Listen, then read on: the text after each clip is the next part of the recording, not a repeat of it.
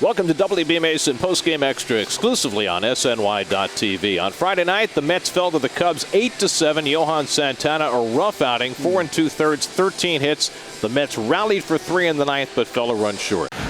You know, you don't see him spiking that many fastballs early in the game. So, obviously, I asked Dan how he warmed up. Dan said he would look great, and it was just one of those nights.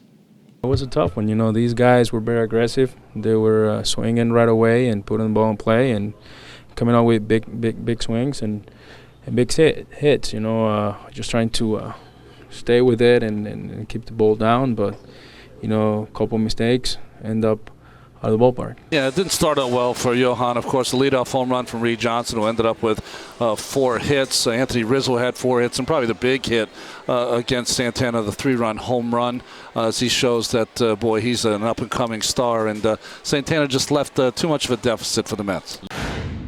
I don't think I had my best command today on all my pitches. I think I didn't execute it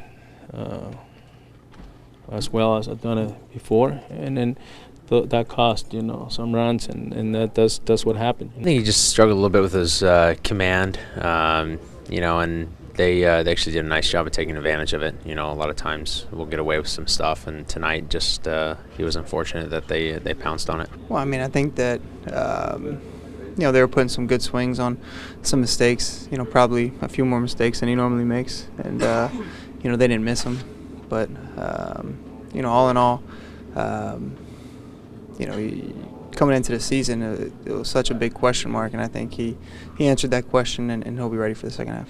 Lucas Duda homered, Jordany Valdespin homered. Mets got those 3 in the ninth, but Duda wound up lining into a double play to end the game. Some great at-bats. I thought we had a chance, certainly with Ike and Luke coming up. Anything that had happened right there, and it could have been a great ending to it, but it just wasn't meant to be. We had a chance for sure. We put ourselves in at least an opportunity to do it, and just bad base running by me and a good play by the pitcher. Well, he lined right back to Carlos Marmol, who just almost gave the Mets the ball game, and Valdespin started it with 1 out in the ninth with the solo shot off the bench. Pinch hitting, then 3 straight walks to load the bases. Ike Davis came off the bench, got ripped into right center field, drove in 2, and that brought up Duda, who hit a line drive right back at Marmol and doubled off the runner at first, and that was the ball game.